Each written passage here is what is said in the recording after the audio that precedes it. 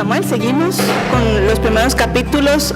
Todavía nos faltan unos versículos del capítulo 1 y ya vamos a entrar al capítulo 2 entero el día de hoy. Vamos a comenzar orando. Señor, gracias por esta oportunidad de reunirnos. Señor, santificamos este lugar, este tiempo, para dedicarlo a ti.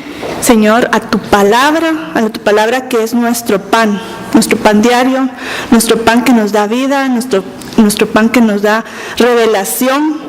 Señor, queremos revelación para que nuestras vidas sean transformadas según tu reino, para que vivamos, Señor, con plenitud y con mucha vida espiritual. En nombre de Jesús, nos preparamos para recibir. Amén. Okay. Entonces seguimos, regresemos al capítulo 1 y vamos hablando de Ana, que Ana tenía un deseo, una necesidad, y comentamos que no era solo su deseo de tener hijos, que lo tenía, sino que ella tenía una carga también espiritual de vergüenza, porque por el hecho de ser estéril, y en Israel recordemos que era una señal de maldición, algo está mal. Entonces ella tenía este pesar sobre sus hombros, además de la molestia de Penina, la otra señora, ¿verdad?, que sí le había dado hijos a su esposo, y ella no aguantaba más, fue a clamar a Dios. ¿Y qué pasó? ¿Qué vimos la semana pasada? Dios oyó y mandó a un bebé, y vimos que este bebé se llamaba Samuel. Samuel quiere decir Dios oyó. Y cuál había sido la oración, también vimos, esa es una parte importante de la historia. Vimos que ella había hecho un voto. Había hecho un voto que se lo va a entregar al Señor. Y vimos también que se van a unir el deseo de Ana de tener un hijo y el deseo de Dios de levantar a un hombre dedicado a él para poder transformar la nación de Israel, que estaba en el círculo vicioso de los jueces. Ahí nos quedamos la semana pasada, y ahora vamos a seguir con la historia y vamos a ver qué pasó un año después. Un año después ya estaba Samuel, el bebé, en los brazos de Ana, y Ana había hecho una promesa que le iba a entregar a Dios. Y entonces vamos a leer en 1 Samuel, del primer capítulo todavía, versículo 21 y 22. Y ella dijo, el Cana se acercó a ella, dijo, ya nos toca regresar al tabernáculo. ¿Se recuerdan que habíamos mencionado el Cana, el esposo de Ana, era levita? Y como levita, él servía en el tabernáculo 1 o 2 semanas al año. Entonces ya le tocaba regresar. Ana hizo la oración y el voto en una ocasión, y el año entrante ya tenía el bebé. Entonces el Cana le dijo, vienes, pero ya si vienes sería tiempo de entregar al bebé. Y vamos a ver lo que dijo Ana. Dice, yo no subiré hasta que el niño sea destetado, para que lo lleve y sea presentado delante de Jehová y se quede allá para siempre. Y aquí el Cana se quedó, por lo que vamos a leer, se quedó como, ¿será que quiere entregar al bebé ya con bebé en brazos? Y de verdad, o sea, las mamás acá entenderán, teniendo a su criatura en sus brazos. Uno dice, yo hice promesas, pero esta criatura es mía, la puedo soltar. Pero vamos a ver que no era excusa la que está dando Ana, sino que ella le está explicando a su esposo que no iban a ir en ese momento porque el niño todavía necesitaba mamar. Y recuérdense, estamos hablando de tiempos bíblicos, no había fórmula, no había leche de fórmula que uno pudiera meter en una pacha, no había ni siquiera pachas. Los bebés sobrevivían por la leche de su mamá. Y en caso que no tuviera leche la mamá, nodriza, pero tenía que tener ese contacto con la mamá. Y por lo general, en aquellos tiempos, la mamá la hacían hasta 3 años, se va el bebé. Entonces era una cuestión de esperar 3 años, por lo menos. Después ya hasta en aquella época bíblicamente, tal vez se recordarán algunos la historia de Isaac, que también fue destetado y se hizo una fiesta, o sea, era todo un evento. Ya dejó de mamar, ya creció el niño, ya no es un bebé, sino que ya es un niñito, ¿verdad? Entonces se hacía hasta una fiesta, como se hizo con Isaac. Entonces esto era lo que estaba esperando Ana. Voy a darle lo que yo tengo que darle para que él crezca sano, y los que conocen de la lactancia saben que la leche de la mamá no hay nada mejor que eso para un bebé. O sea, le da todos los anticuerpos, todos los minerales, todas las vitaminas, todos los nutrientes que un bebé necesita para crecer sano. Es la leche materna. Entonces eso fue muy sabio de Ana. Entonces eso fue lo que hizo, y cuando ya terminó de mamar el bebé, ya no necesitaba la leche materna. ¿Qué le tocaba entonces? ¿Va a cumplir o no va a cumplir el voto?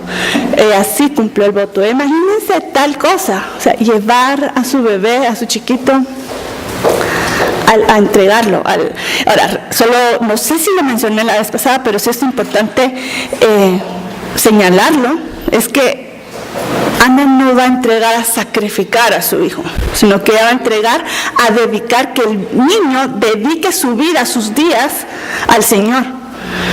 Okay, ese era el voto que había hecho, y eso es y Dios dijo, exactamente es lo que necesito, a un hombre que se va a dedicar a mí y va a hacer lo que yo necesito hacer a través de un hombre dedicado a mí para la nación de Israel. Necesita ser una nación transformada, porque estaba cayendo en un círculo vicioso de corrupción, como vimos la semana pasada, el círculo vicioso de los jueces. Necesitaba cortarse ese círculo y sacar adelante a la nación. Y como vimos, Samuel va a representar a este hombre que va a hacer la transición. Él va a ser el último juez de Israel, él va a ser profeta. Y él como profeta va a ungir a los primeros 2 reyes. Él va a ser la persona instrumental de la transición entre el periodo de jueces al periodo de la monarquía en Israel. Imagínense, va a ungir a David. Eso era muy importante. Imagínense, Ana no estaba en el linaje del Mesías, pero ella va a participar de ese linaje, porque ella va a ungir a David, del linaje del cual va a venir el Mesías. Qué impresionante. Entonces, ¿qué hizo Ana? Lo llevó. Y dice la Biblia en capítulo 2, versículo 24, dice: después que lo hubo destetado, lo llevó consigo con 3 becerros y una efa de harina y una vasija, creo que es el capítulo 1. 3 becerros, una efa de harina y una vasija de vino, lo trajo a la casa de Jehová en Silo, y el niño era pequeño. Y esta ofrenda que menciona acá, tal vez si no han estudiado el Levítico, Deuteronomio, no saben, pues unas cosas llevaron. No, eso era una ofrenda de un voto cumplido. Cuando una persona hace un voto a Dios y lo cumple, lo tiene que llevar esta ofrenda al templo. Y eso es lo que estaba haciendo. Yo estoy cumpliendo mi voto a Dios. Entonces, no solo llevando y cerrando el voto con estas ofrendas, sino que entregando al bebé, al cuidado del sumo sacerdote. Y lo que más me parece impresionante es que vamos a ver que el sumo sacerdote no tenía la mejor fama de ser el mejor padre del mundo. Y vamos a ver un gran contraste de una mujer que entrega a su hijo y una mujer que quiere agradar a sus hijos. O sea, esto va a ser como casi, vamos a ver una comparación de 2 tipos de educación. Y el haber hecho Ana soltar a su hijo en estas circunstancias va a ser todavía más admirable. Pero lo que tenemos también que tener en cuenta es que Ana no se lo está entregando a Elí. ¿A quién se lo está entregando realmente? A Dios. El voto era con Dios. ¿Y quién era el instrumento? Pues era Elí. Y ese factor fue el que cubrió a Samuel de de tener un mal ejemplo como lo tenía en los otros hijos de Eli, que vamos a ver más adelantito. Pero eso es soltar. Y saben que me quedé pensando mucho en este tema, porque ese creo que es uno de los temas centrales de este estudio, de estos capítulos, es aprender a soltar delante de Dios. Nosotros nos amarramos, nos atamos a las cosas, a las personas, las tenemos así apretadas y las queremos ser, que no queremos soltar, pero delante de los hombres tal vez les doy la razón de no soltar, ¿verdad? Porque ¿verdad? Los hombres fallan, ¿verdad? Los hombres, no estoy diciendo solo los hombres y las mujeres, los seres humanos fallamos. Entonces es difícil soltar algo más que hacer algo querido delante de una persona. Pero aquí estamos hablando de soltar delante de Dios, y eso es lo que todos y cada uno de nosotros debemos aprender. Sobre todo los padres tienen que aprender a soltar a sus hijos delante de Dios. Cada quien tiene que hacer su parte, pero en cuanto a la responsabilidad y el control, hay que soltar delante de Dios. ¿O será que Dios no es mejor que ustedes? ¿Será que Dios no ama tanto a sus hijos como ustedes? Creo que mucho más, ¿verdad? Entonces eso es algo que sí, no solo es de Ana entregar, sino que de todos. Tenemos que hacer ese ejercicio por lo menos espiritual, ¿verdad? Ellos van a estar tal vez en su casa, sus hijos, pero el ejercicio de soltar, toda padre, toda madre tiene que hacer ese ejercicio de soltar a sus hijos delante de Dios. Es algo que creo que es muy importante en esta historia. Y vamos a ir a 1 Samuel 1, 25 al 28, ¿ok?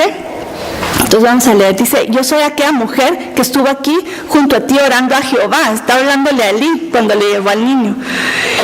Y dice, porque se recuerdan cuando habló con Elí, no le dijo por qué estaba orando. Él solo le dijo: yo estoy orando, tengo el corazón muy cargado, no te preocupes, tu oración ha sido oída y el Señor te va a contestar. Pero Elí nunca supo qué es lo que estaba pidiendo. Pero aquí le dice: ¿sabes? ¿Te recuerdas que yo vine, que estaba llorando? Y tú me dijiste, pues por él estaba orando. Y dice: por este niño oraba. Y Jehová me dio lo que le pedí. Y entonces, ¿qué va a hacer? Yo pues lo dedico también a Jehová. Todos los días que viva será de Jehová. Y adoró allí a Jehová. Ahora es interesante, se lo está dejando en las manos de Elí, pero ¿a quién se lo dedicó de nuevo?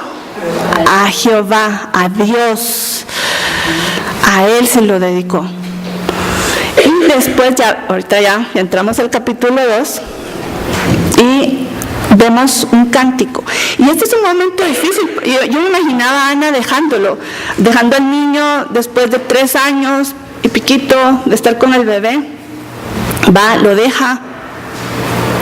El apego que tenía por el niño, o sea, no lo podemos ni dudar, ¿verdad? Pero bueno, me hizo un poquito de película, ¿ya? Porque me imaginaba cómo preparó también al niño, porque tal vez una mamá puede soltar a un niño, pero un niño soltar a una mamá, o sea, qué difícil. O sea, ¿quién se quedó llorando? ¿Ana o el niño o tal vez dos? O sea, yo imagino que hubo lágrimas ahí.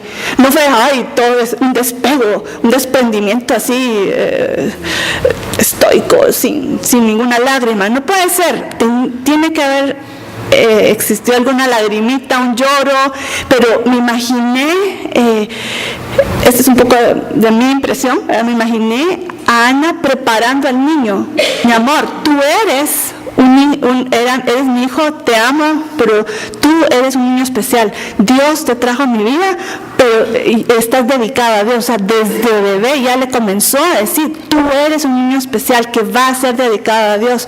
Eso le comenzó a hablar, porque ese desprendimiento tenía que ella preparar al niño para ese momento. Bueno, eso es lo que yo me imagino, ¿verdad? No lo dice exactamente, pero no vemos un drama. O sea, no leemos que hubo un drama ahí. Más bien dicho, yo me imagino a Ana sacando lágrimas, pero fue diferentes lágrimas a las que lloró cuando fue esa vez que lloró en el tabernáculo pidiendo un hijo. Fueron muy diferentes las lágrimas.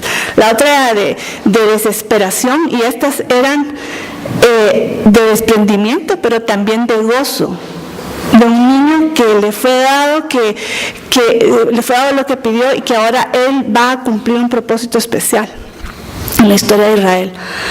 Entonces, eso es y lo vemos reflejado en lo que se conoce como el cántico de Ana. No lo vamos a analizar tanto el cántico, porque quiero que pasemos al otro tema del capítulo, que nos va a tomar tiempo, pero solo quiero rescatar ciertos puntos de acá, del cántico de Ana. Y miren cómo comienza. Dice, mi corazón se regocija en Jehová.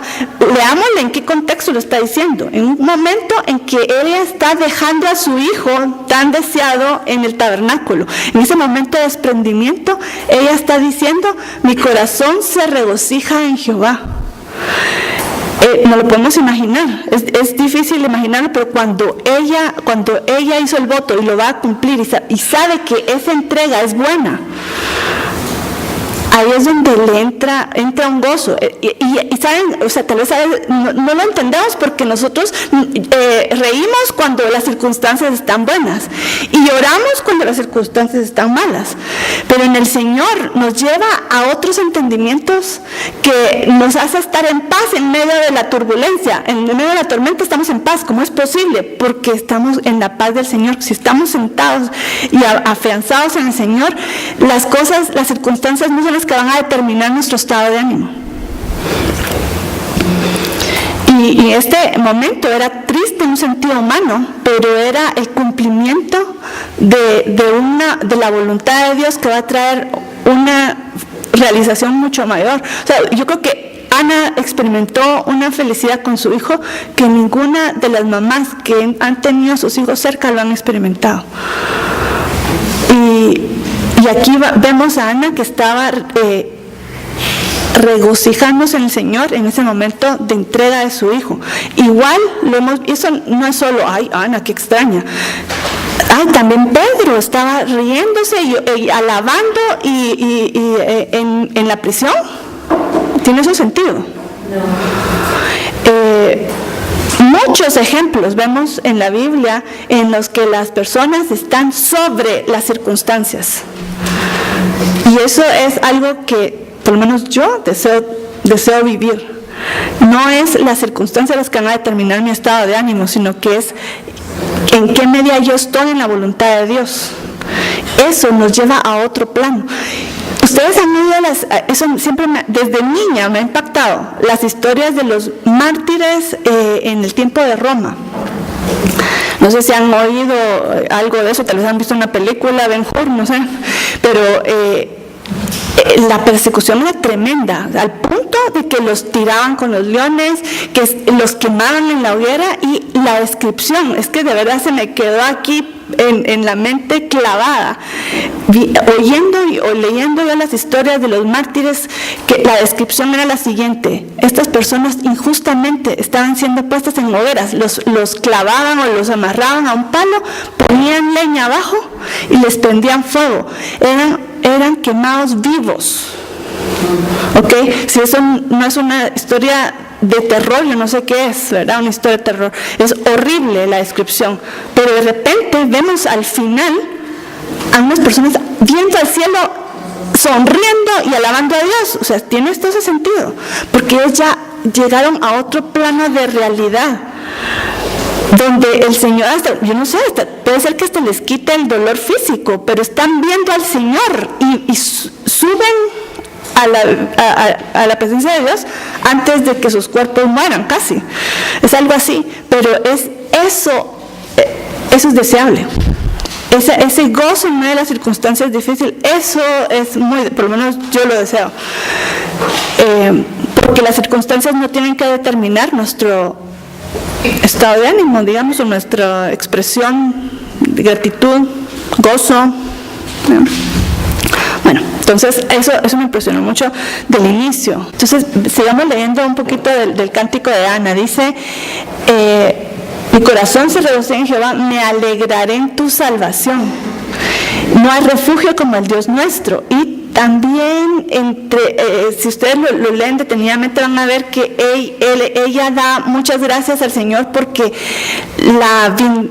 hubo vindicación delante de sus enemigos. Y no dice Penina, pero podríamos leer el apellido por ahí, ¿verdad? El nombre, ella estaba muy agraviada por la otra mujer, y quién sabe quiénes más la criticaban por ser estéril, ¿verdad? Y ella tenía esa carga encima de ella, y ahorita sus enemigos callaron la boca.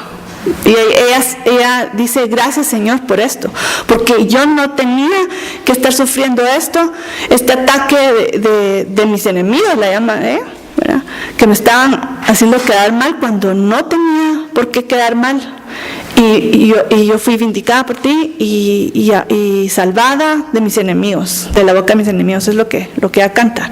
Y después dice, imagínense, dice, hasta la estéril ha dado a luz. 7, y los que tenían muchos hijos languidece. O sea, ahí se ve un contraste, como que la otra que tenía los hijos y que se supone que llevaba la estrella, fue perdiendo su lugar, y a Ana le fue recuperando el lugar que le pertenecía como la esposa de Elcana, ¿verdad? Entonces, ese es más o menos cómo va el cántico, y solo quiero leer un versículo que me parece hermosísimo de todo.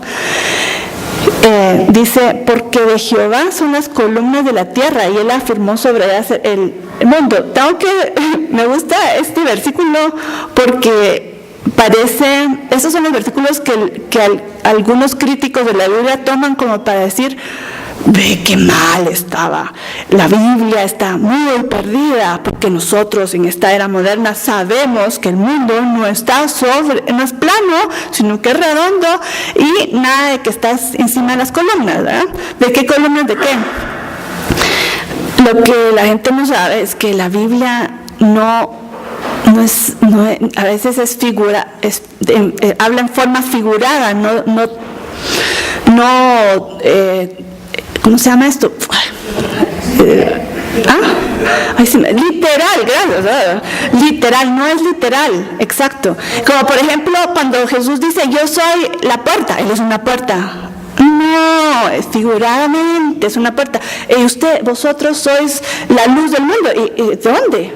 Soy una lámpara. No, es una forma figurada. La Biblia está llena de esas formas figuradas. Entonces cuando el Señor dice, Ana canta, de Jehová son las columnas de la tierra, él afirmó sobre ellas el mundo, no tenemos que tomarlo de una forma literal, ¿verdad? Es más, a mí la imagen que me da me parece hermosísima, porque eso significa que Dios creó el mundo y Dios lo sostiene. Dios no solo se fue aquí creé esto, el mundo, y después, chao, me desentiendo del mundo. No, Él lo creó y Él está sosteniendo, Él está manteniendo, dando vueltas. Se fija en cada una de las personitas chiquitas que vivimos ahí en el planeta, y no solo de sus vidas, se interesa por sus vidas, y se interesa por sus futuros, se interesa por sus familias, se interesa hasta por nuestro interior. O sea, no perdamos el contexto, ¿verdad? O sea, realmente lo que el Señor aquí está, o Ana está revelando acá, es que Dios hizo las cosas y Él las sostiene, Él las mantiene. No sé, a mí me gusta mucho este versículo, me parece espectacular porque me da la esperanza de que Dios está en control, no me abandonó, no solo me creó y a ver cómo te va, chao, sino que se interesa por nuestras vidas. Y Él está, así como hizo el milagro de la creación, así también hace el milagro de mantener nuestras vidas, de estar apoyándonos. Y el último versículo es espectacular, el que Ana habla en su cántico. Y aquí vamos a terminar lo del cántico. Miren qué interesante. Fue un cántico de agradecimiento que me libró de mis enemigos, y después, Señor, tú estás en control de todo. ¿Y cómo termina? Jehová juzgará los confines de la tierra, dará poder a su rey y exaltará el poderío de su ungido. ¿Ungido qué significa? En hebreo es Mashiach, que significa Mesías. En español es traducido Mesías, pero literalmente esa palabra significa ungido. Y es Jesús. ¿Y qué está hablando acá? Cuando Él va a venir a juzgar al mundo y Él va a venir a ser rey. ¿Qué está haciendo aquí Ana? Profetizando sobre el reino mesiánico. Qué impresionante. Y eso, saben que hay eso es un patrón en la Biblia. Ha sucedido varias veces. Cuando alguien da gracias a Dios, cuando uno tiene un corazón agradecido, cuando uno confía en Dios y uno suelta, sobre todo uno suelta, de repente la cabeza se nos abre a ver cosas que antes no podíamos ver porque lo tenemos tapado. ¿Qué va a pasar? O sea, la preocupación nos ciega. No podemos ver nada más que lo que tenemos enfrente de nuestras narices y nos está ahogando. Eso es la angustia, la ansiedad, la perturbación, es lo que tenía, la aflicción que tenía Ana. ¿Qué pasa cuando vemos más allá? Quitamos eso de en medio. Volamos sobre las circunstancias. De repente, el águila que estaba aquí en la tierra, en el arbolito, voló y de repente, desde acá arriba se miran diferentes las cosas. No solo miro lo que está de abajo, sino miro lo que está enfrente. Ella pudo ver, tuvo esa visión por el agradecimiento que tuvo, todo ese proceso que vivió. Ella pudo ver más allá, no solo volar encima de la circunstancia y poder verla desde otra perspectiva, sino que ver lo que va a venir, y no solo a su vida, sino a toda la nación de Israel, a todo el mundo, más bien dicho. Dios creó el mundo está sostenido por los pilares, por la fuerza, por el Señor, y miren hacia dónde vamos. Esa visión profética vino después de esto. ¿Se dan cuenta qué impresionante? A mí me parece hermosísimo esto. Tuvo esa visión pero ¿y qué tiene que ver Ana con el Mesías? Es lo que les dije al principio. Tiene que ver porque Ana, al soltar a su hijo, lo entregó. Él va a ser ahora el profeta de Dios, último juez, y va a ungir como profeta a los próximos 2 reyes, uno que va a pedir, va a pedir el hombre, y el otro que quiere Dios. Este que quiere Dios, el rey conforme al corazón de Dios, se llama David. Y David es el que inició el linaje de el Mesías. Ok, ya entendimos por qué llegó a esta conclusión. Puede ser que lo haya profetizado, ella no sabía que su hijo iba a hacer eso. Pero esos son los milagros que ocurren cuando uno suelta, ¿se dan cuenta? Cuando uno suelta, pasan muchos milagros. Cuando uno suelta delante de Dios, dice, al fin me diste las riendas. ¡Ay, qué bueno! Ahora ya puedo hacer algo bueno con tu vida o con tus circunstancias. ¿Verdad? ¡Qué bueno! Eso es lo que es el resultado de soltar. Milagros. Así que cuando el Señor les diga, suelta, suelten rápido, vale la pena. Duro, exacto. ¿Y tú qué pasó con los papás? Uno se queda intrigado porque, humanamente es una historia tremenda, ¿verdad? La mamá dejó en las manos de Elí, Elí, el sumo sacerdote, la autoridad espiritual, lo dejó en manos de él. ¿Y qué va a hacer de él? ¿Será que ya Ana volvió a ver a su hijo, no lo vio? O sea, ese soltar era que no te voy a ver jamás, o será que lo va a ver. Y vamos a ver que sí, pero aquí vamos a seguir leyendo después del cántico. Dice, y el Cana se volvió a su casa en Ramá. O sea, que no se podían ver todos los días, vivían, no era tan lejos, pero sí suficientemente lejos como para no verse todos los días, sino una vez al año. Recuérdense que no había taxis, no habían carros, no habían trenes, no había nada de esas situaciones de transporte público y rápido en esas épocas. Era una distancia considerable que ellos no podían hacer todos los días, entonces una vez al año lo podían mirar. Y el niño se quedó con Elí, entonces él básicamente lo adoptó y dijo, el niño ¿a qué se dedicó el niño? Miren qué lindo, cómo lo describe. El niño ministraba, ¿a quién? ¿A Elí? No, el niño ministraba a Jehová, delante del sacerdote Elí. Qué hermoso, esa conexión directa. O sea, Samuel llegó ahí, pues iba a apoyar a Elí, estaba ahí con Elí, iba a seguir sus instrucciones, pero él sabía que él estaba ahí para servir a alguien. ¿Y quién era esta persona? Jehová. Él estaba ahí para servir a Jehová. Estoy a tus órdenes. ¡Qué espectacular! Y Dios dijo, excelente, porque yo tengo un gran plan contigo. Eso es lo que vamos a estudiar en este libro. Va a estar emocionante. Pero antes de ver eso, bueno, solo un comentario de Samuel antes de pasar a los hijos de Elí. Vemos que el niñito se quedaba y Ana lo volvió a ver. Sí, todos los años lo veía. Y dice la Biblia que él, dice, el joven Samuel ministraba en la presencia de Jehová vestido de un efod de lino. Era el efod es como un tipo de delantal, como gabacha especial que usaba el sumo sacerdote.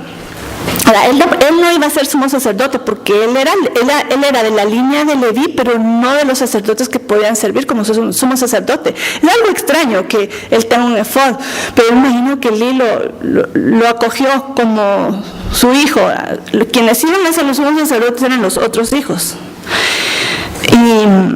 Pero este niño, o sea, fue muy querido y muy bien recibido en la casa de Elí, y llevaba esta su túnica especial porque estaba sirviendo a la par de Elí.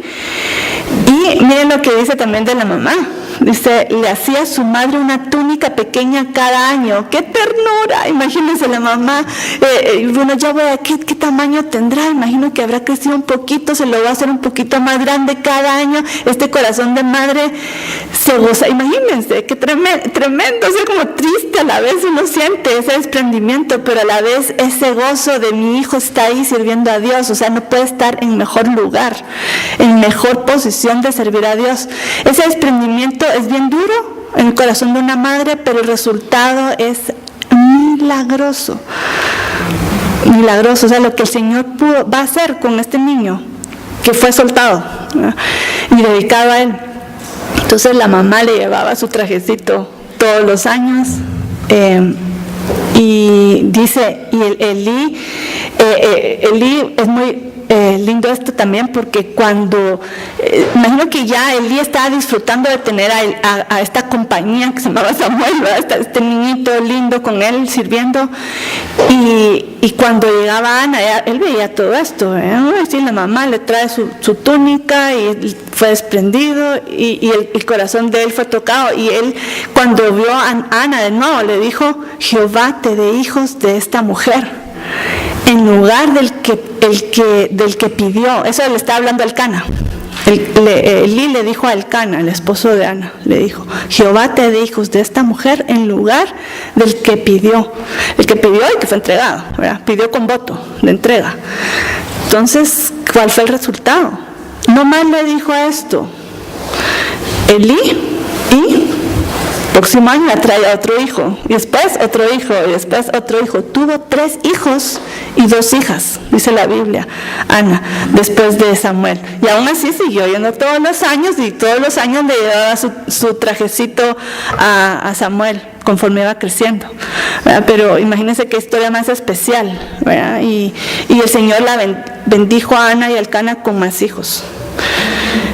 Totalmente borrado su mala fama, todo lo que le habían hecho sus enemigos, y el Señor ya tenía en sus brazos a un joven que iba a ser dedicado a Él y que iba a hacer la transición de la historia de Israel. Okay. Y esta es la parte tierna de este capítulo, porque vamos a entrar ahorita a ver a los hijos de Elí, que es tremendo. Los hijos de Elí es lado oscuro de la historia. Miren cómo comienza la Biblia a describir a los hijos de Elí. Habla de dos hijos, y miren lo que dice el versículo 12: los hijos de Elí eran hombres impíos.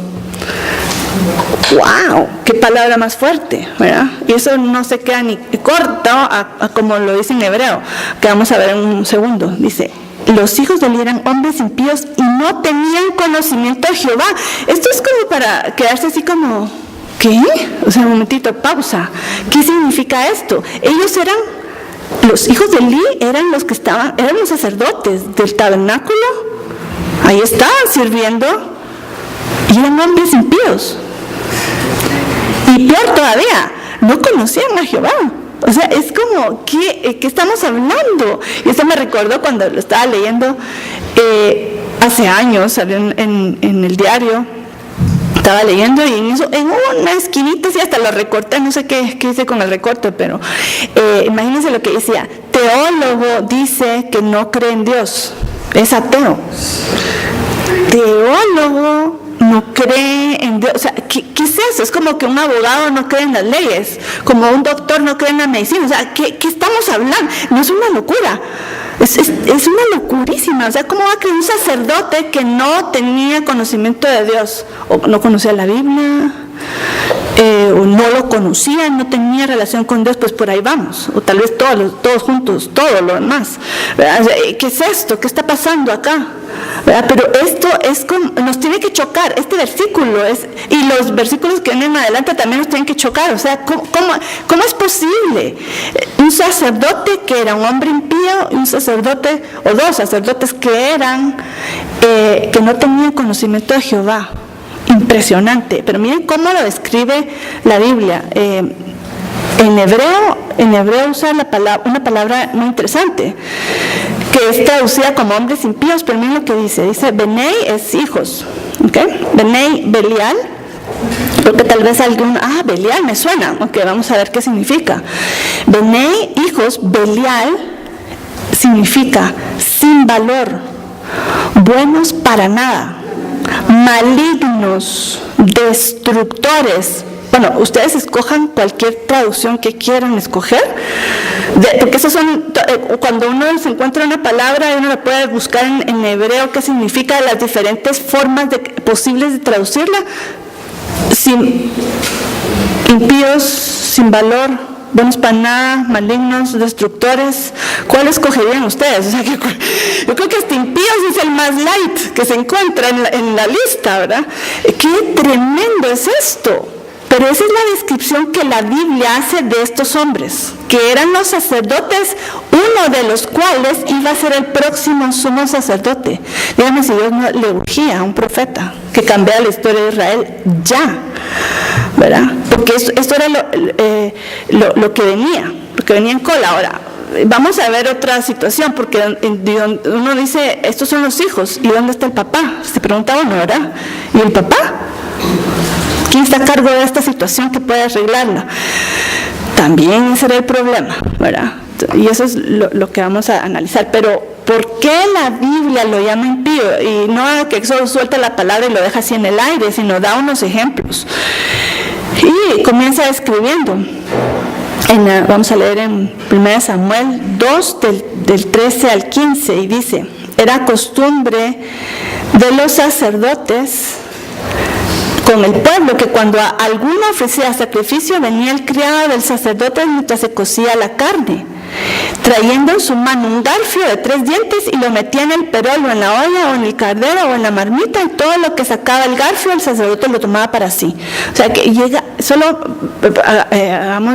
hagamos una película de esto, ¿verdad? ¿Qué estaba sucediendo? Llega una persona, se va a acercar a Dios, y para acercarse a Dios tengo que llevar mi sacrificio. Y se recuerdan cuando el año pasado estudiamos el tabernáculo, uno se va a acercar a Dios y uno dice, bueno, yo pequé y me estoy acercando a Dios que es santo, entonces lo que yo merezco al acercarme, que lo primero que encuentro es el altar de fuego, lo que yo merezco es quemarme ahí porque yo pequé. Pero el Señor dice, te voy a dar una forma en la que tú te vas a acercar a mí, pero no tienes que morir. Ahora, no podemos quitar la justicia de Dios, ¿verdad? Entonces se va a cumplir la justicia, pero alguien va a pagar por ti, por tus pecados. Tú te vas a acercar a mí y alguien va a pagar por tus pecados. ¿Y quién va a pagar por mis pecados? Un cordero o otro animalito. Okay. Entonces este cordero es la figura más usada porque representa últimamente, proféticamente es el Mesías, Cordero de Dios que quita el pecado del mundo. Entonces, ¿quién va a morir? Va a morir el Cordero. Okay. Llegaban estas personas acercándose a Dios, diciendo: yo estoy entregando este Cordero para acercarme a Dios, para limpiar mis pecados. Y viene el sacerdote o los sacerdotes, mandan a sus siervos y dicen: ¡Ey, esta carne está rica! ¡Ay, huele a churrasco! Ok, dame un poquito, pero discúlpenme, aquí estoy confesando mis pecados y aquí estoy haciendo un acto de acercamiento a Dios y ustedes vienen a agarrar su carne. O sea, ¿se dan cuenta qué está pasando acá? Es horrible lo que estaba sucediendo. Ellos llegaban a aprovechar: ¡Hala, que ya tengo hambre! Ya es mediodía. A ver, ¿qué agarro? Ya con su garfio, dice, todo lo que sacaba el garfio, el sacerdote lo tomaba para sí. Ahora, ¿cómo era eso? ¿Cómo funcionaba eso? Bueno, eso va a seguir leyendo, después voy a hablar de cómo debía de ser la cosa. Dice: de esta manera hacían con todo israelita que venía a Silo. O sea, ellos le miraban cara de mi almuerzo, mi cena, mi refacción. O sea, eso es lo que estaban viendo cuando la gente se acercaba al tabernáculo. Ya estamos viendo por qué les llamaban hombres impíos, hijos de Belial, ¿verdad? Y dice: asimismo, antes de quemar la grosura, venía el criado del sacerdote y decía al que sacrificaba: da carne que asar para el sacerdote, porque no tomará de ti carne cocida, sino cruda. ¡Wow!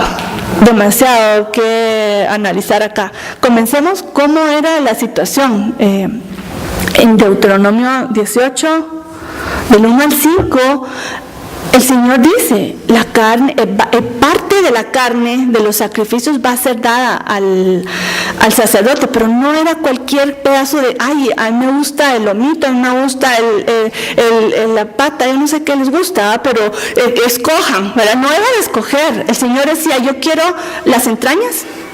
Para Dios va a ser quemado completamente las entrañas, las entrañas y la grasa, toda la grasa para el Señor. Pero no me gusta la grasa. No, pero a los sacerdotes estos sí les gustaba la grasa. Y todos los hombres dirán: sí, entiendo, es que la grasa le da el sabor a la carne. Exactamente. Pero en este sacrificio la grasa va para Dios. La grasa, y eso lo dice Levítico 7, del 29 al 36. Claramente, nada de... ¿Y qué hacían ellos? No solo se quedaban con lo que viniera, yo metí el garfio y si viene grasa, mucho mejor porque me va a saber mejor mi churrasco, ¿verdad? Entonces se llevaban lo que ellos querían.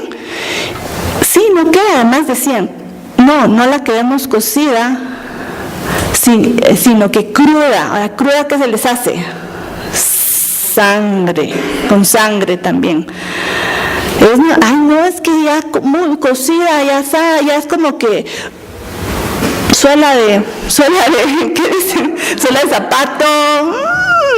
No, yo quiero la carne jugosa. Ahora, el problema es que el Señor dice claramente en la Biblia, dice: comerán carne sin sangre, ¿verdad? Y eso está en Levítico 3, del 16 al 17. O sea, en pocas palabras, ellos están violando todos los reglamentos de los sacrificios. ¿Y por qué motivo y circunstancia? ¿Por qué? Yo no sabía, no es la respuesta. Porque ellos querían satisfacer su carne. Ellos querían que supiera rico.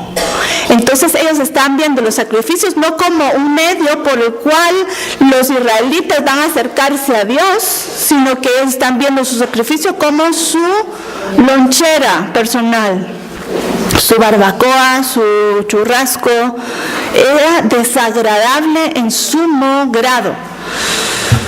Y esa era la situación. Ese es un ejemplo de lo que estaban haciendo. Y miren lo que dice el versículo, vamos a leer el siguiente versículo, dice: era pues muy grande delante de Jehová el pecado de los jóvenes, porque los hombres menospreciaban las ofrendas de Jehová. O sea, ni siquiera están tratando con, es que fui a meter el garfio en el churrasco de mi vecino. Estamos metiendo el garfio en el altar de Dios, en el altar de bronce. O sea, se puede imaginar qué significa eso.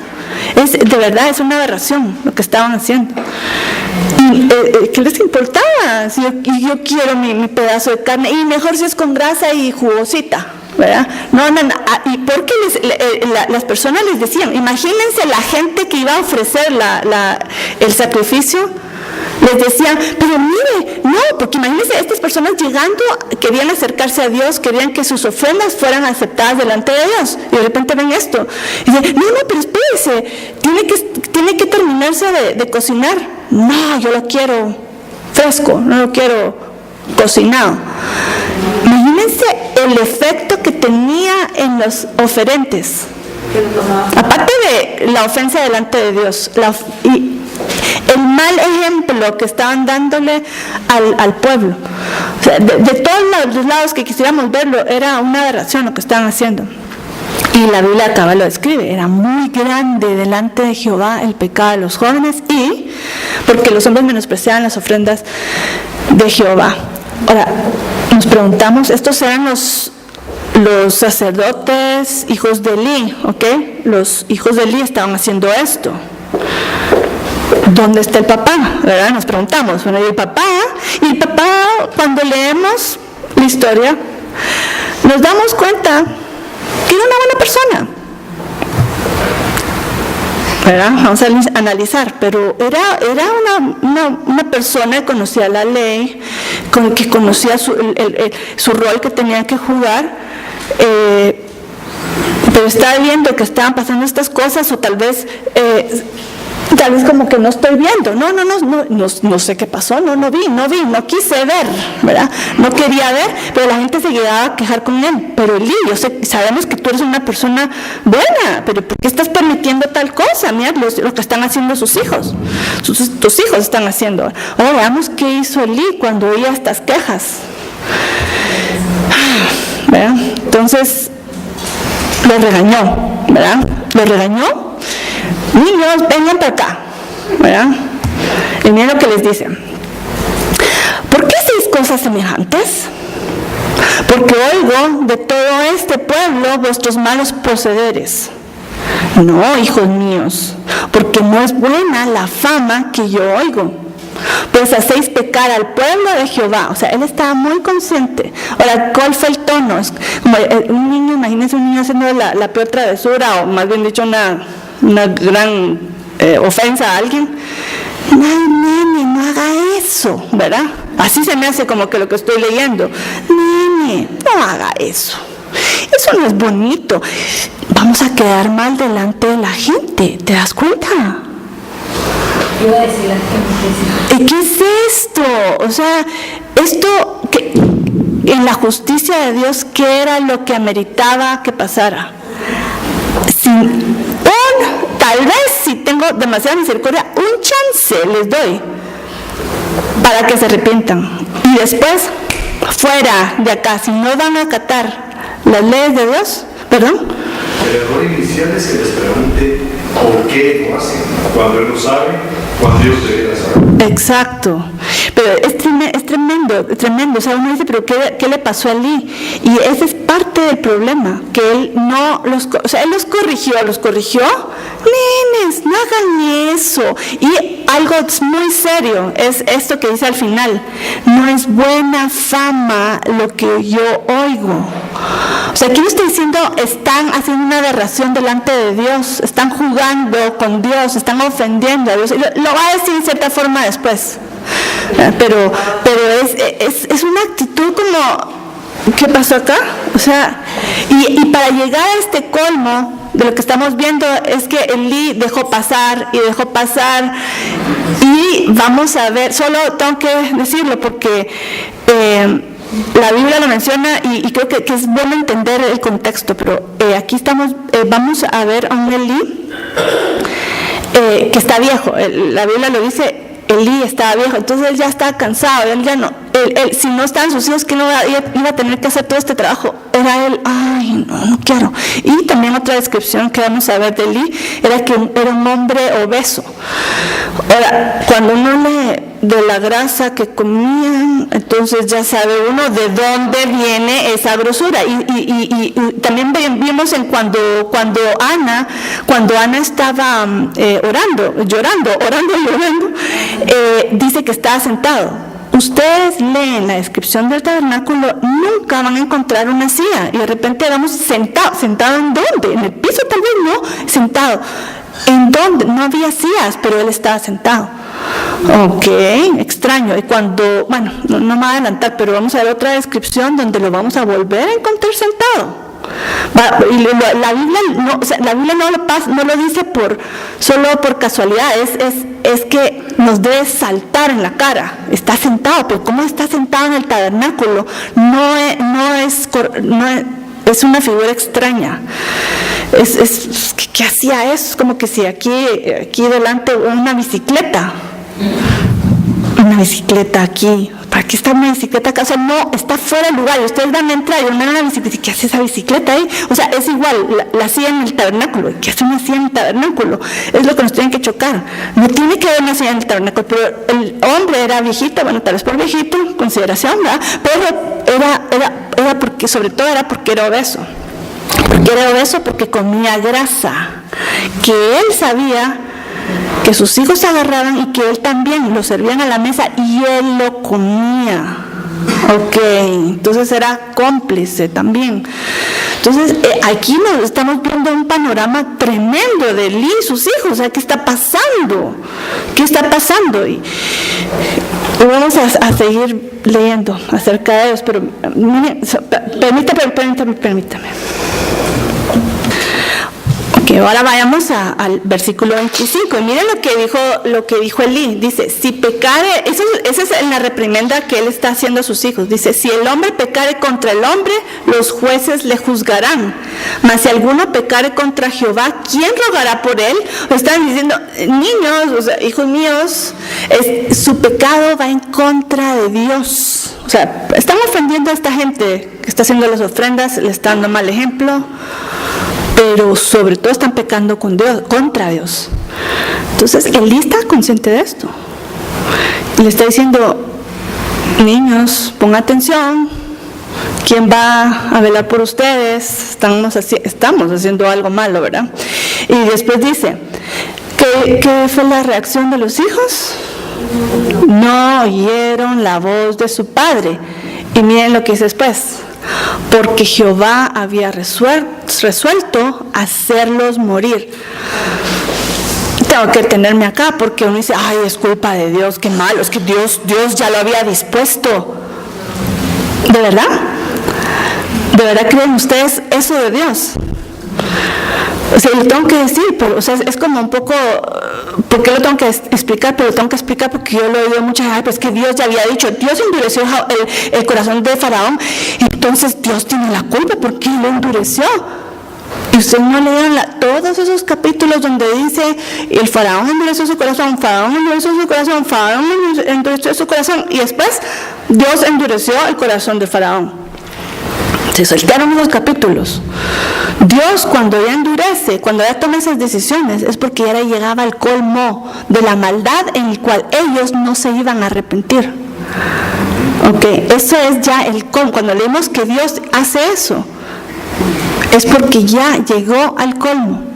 Y eso es lo que estamos leyendo acá. Y aún así, en su misericordia, vamos a ver que Dios les va a dar sino 2 oportunidades más después de esto. Y antes de que avancemos en esta advertencia que Dios les va a mandar, aparte de la reprimenda del Padre, tengo que leer Proverbios 13:24 porque eso es algo, o sea, no nos podemos saltear esta oportunidad que tenemos padres y madres al leer esta historia, de ver la necesidad de corregir a los hijos. Uno a veces quiere como que, es que quiero ser amigo de mi hijo, o sea, está bien, si se puede, es glorioso, pero tu principal responsabilidad es ser padre.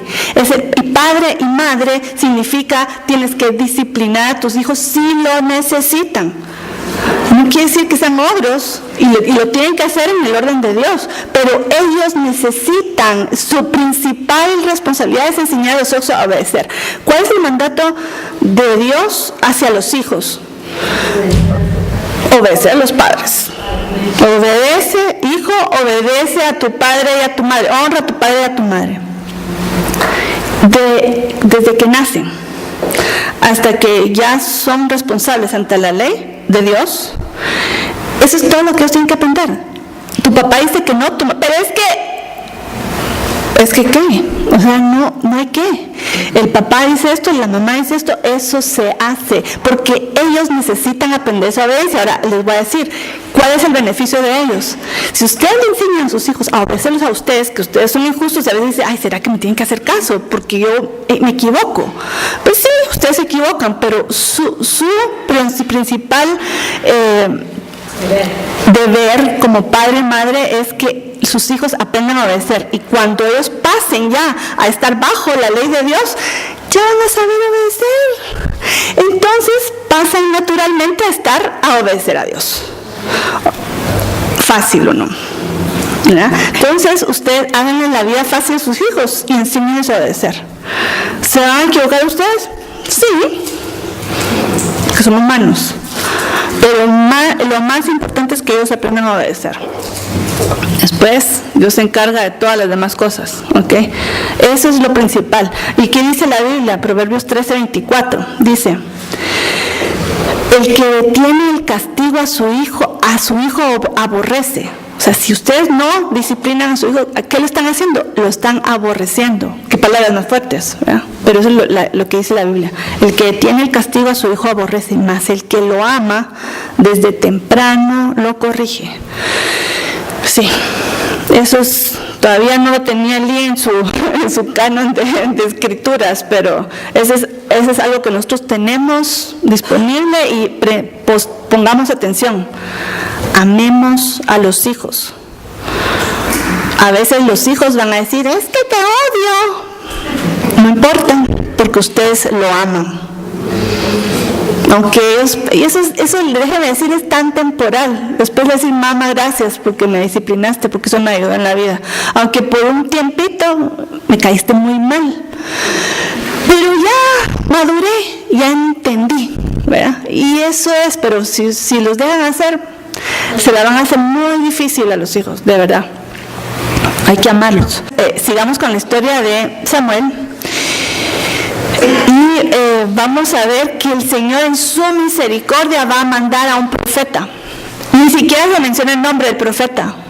Pero miren el mensaje que trae el profeta. Tremendo, tremendo. Y dice, así ha dicho Jehová: no me manifesté yo claramente en la casa de tu padre cuando estaban en Egipto en casa de Faraón.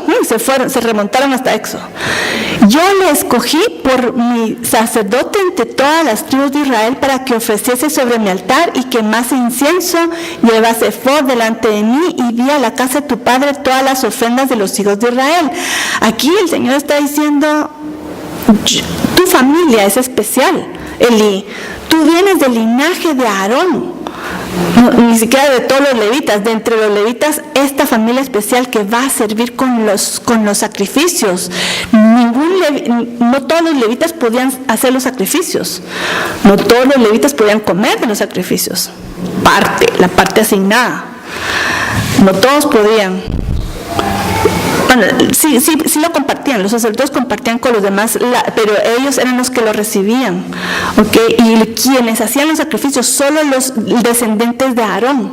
Entonces dice, no lo dice tu padre Aarón, pero ya sabemos, ¿verdad? Porque él fue el que fue escogido, y todos los hijos de Aarón, del linaje de Aarón, iban a tener este privilegio de servir como sacerdotes. Ellos eran los únicos que pueden hacer sacrificios, ellos eran los únicos que pueden entrar al lugar santo, y el sumo sacerdote es el único que puede entrar al lugar santísimo una vez al año. Okay, entonces ellos eran una familia privilegiada, y Elí fue en esta línea y a él le tocó servir como sumo sacerdote. Entonces aquí le está diciendo, mira, ¿de dónde vienes? Mira qué responsabilidad, qué privilegio tienes en tu familia de servir a Dios. Y miren lo que dice. ¿Por qué habéis hollado mis sacrificios y mis ofrendas que yo mandé ofrecer en el tabernáculo y has honrado a tus hijos más que a mí, engordándoos de lo principal de todas las ofrendas de mi pueblo Israel? ¡Qué tremendo! ¿Verdad? Se lo dice claramente, ¿verdad? Dice, yo estoy viendo lo que... Y miren, lo que más me impresiona es lo que subrayé en el texto. Dice, has honrado a tus hijos más que a mí. ¿Y ahí a quién le está hablando? Hay niños, hijos de Eli son los malos, hombres en pie. No, el Señor le manda el mensaje al papá, porque Él es la autoridad. Tu padre todavía tiene la oportunidad de, si los hijos no se ponen en línea, fuera. Eso era lo que tenía que hacer. Entonces le está dando la oportunidad a Elí. Has honrado a tus hijos más que a mí. Y dice, engordando. Eso era literal, también figurativo. Okay. Y miren lo que dice, porque no solo le llama la atención como mira lo que estás haciendo mal, sino van a venir consecuencias. Y dice, por tanto, Jehová, el Dios de Israel, dice, yo había dicho que tu casa y la casa de tu padre andarían delante de mí perpetuamente. Mas ahora ha dicho Jehová, nunca yo tal haga, porque yo honraré a los que me honran, y a los que me desprecian serán tenidos en poco. Uy. Aquí vienen días en que cortaré tu brazo y el brazo de la casa de tu padre. No es literal el brazo, es la fuerza. Los hijos son la mano derecha, ¿verdad? La mano derecha, el brazo de la mano derecha es el hijo que va a ser el encargado después de él, ¿verdad? Es una figura, la mano derecha, el brazo, la fuerza, la fortaleza. Dice, va a ser cortado. Nos está hablando de los hijos. Dice, cortaré tu brazo y el brazo de la casa de tu padre, de modo que no haya anciano en tu casa. ¿Cómo así? ¿Verdad? Y brazo en hebreo es zeroá, y que significa fuerza o poder. Okay. Y no se queda solo ahí, ya es suficiente. Imagínate, yo honraré a los que me honran. ¿Qué dice? Verás tu casa humillada, mientras Dios colma de bienes a Israel, y en ningún tiempo habrá anciano en tu casa. ¿Eso qué significa? Que los hijos van a morir jóvenes. El varón de los tuyos que yo corte de mi altar será para consumir tus ojos y llenar tu alma de dolor. Y todos los nacidos en tu casa morirán en edad viril. ¿Qué es esta advertencia? Ahora recordemos algo, que es un patrón de la Biblia, no solo acá. Siempre Dios, antes de mandar juicio, manda un llamado de reprensión y arrepentimiento. A Nínive, ¿qué le dijeron? ¿Qué le dijo a Jonás? Dios le dijo a Jonás que tenía que decir a Nínive, va a caer fuego y que va a venir a destruir esta ciudad. Y lo dijo en serio, sí. Ahora, ¿qué pasó? Esa advertencia, ¿qué causó? Arrepentimiento. Entonces, cayó fuego y no. Porque Dios manda a estos profetas para que un último llamado de arrepentimiento suene la alarma. Arrepiéntanse, todavía hay tiempo. Esto no tiene que suceder. Lo que tienes que hacer es poner en línea a tus hijos. Si tus hijos no entran en línea, sácalos del sacerdocio. No sea esto. O sea, lo que estás haciendo lleva hacia ese lugar. Este camino que tú has tomado con tus hijos, ese es el destino, esto que estamos leyendo. ¿Quieres esto? No, entonces cámbiate de camino, cambia de dirección. Esa es la palabra arrepentimiento, significa volverse, darse vuelta y volverse al camino que Dios ha determinado. Entonces, todavía hay chance. Estás en este camino que lleva a esa destrucción, cámbiate de carril. Yo creo que cámbiate de dirección y camino y de todo lo demás, ¿verdad? Este es lo que está hablando acá el profeta, ¿verdad? Y el Señor dice, bueno, que va a dar una señal, pero dice, pero ¿cómo va a pasar eso? ¿Cómo es posible que mis hijos mueran? Todos los descendientes de mi familia mueran jóvenes, ¿cómo es posible eso? El Señor le dice, va a haber una señal te daré. Dice, te será por señal esto, que acontecerá a tus dos hijos. Al fin conocemos sus nombres, Ofni y Finés. Esa es la señal. Ambos morirán en un día. Oye, ¿quieres que pase eso? Todavía están en tiempo de arrepentimiento, pero la señal que todo esto va a suceder porque la advertencia, y óigase bien, la advertencia no es solo voy a castigar a Ofnes y Finés, era para la descendencia completa de su linaje. Está hablando de toda su línea, la línea de Eli, la familia. Pues, esto es serio. El pacto que Dios hizo con Aarón le benefició, le dio a Elí. Elí, tú estás usando mal esa bendición. Corrige.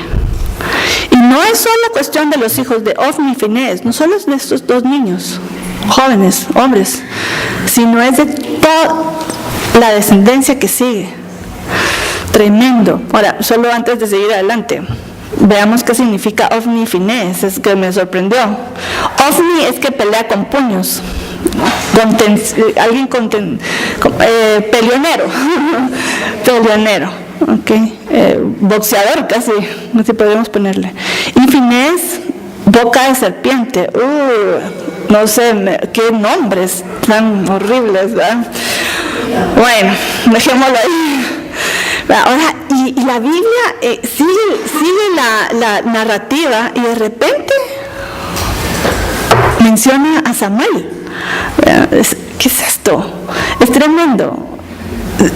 Hay un contraste, el capítulo 2 está haciendo un contraste entre Samuel y los hijos de Elías. Y de repente, ¿qué dice de Samuel? Dice, y el joven Samuel iba creciendo y era acepto delante de Dios y delante de los hombres.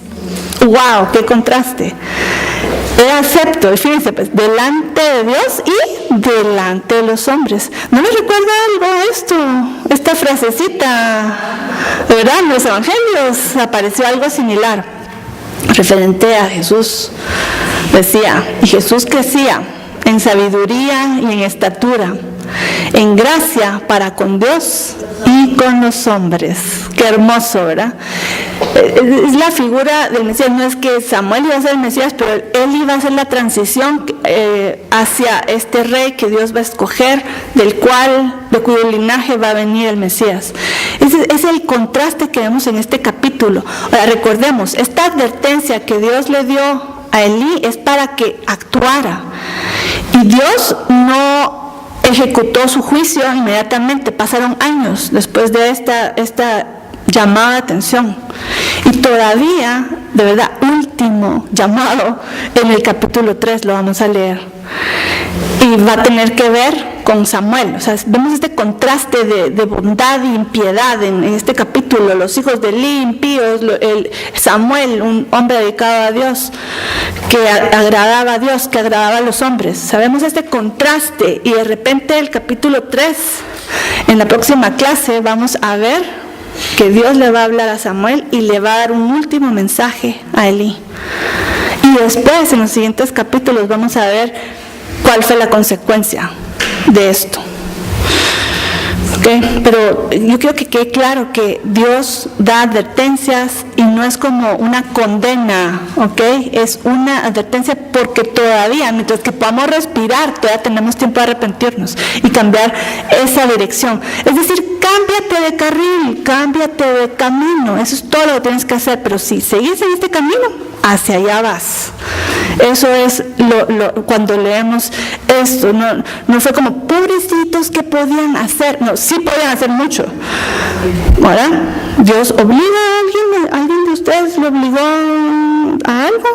No, Dios no obliga a nada, es nuestra voluntad, porque el amor y la relación con Dios es completamente voluntaria, no nos va a obligar a nada, pero sí vamos a tener consecuencias. Entonces aquí nos vamos a quedar en el capítulo 3.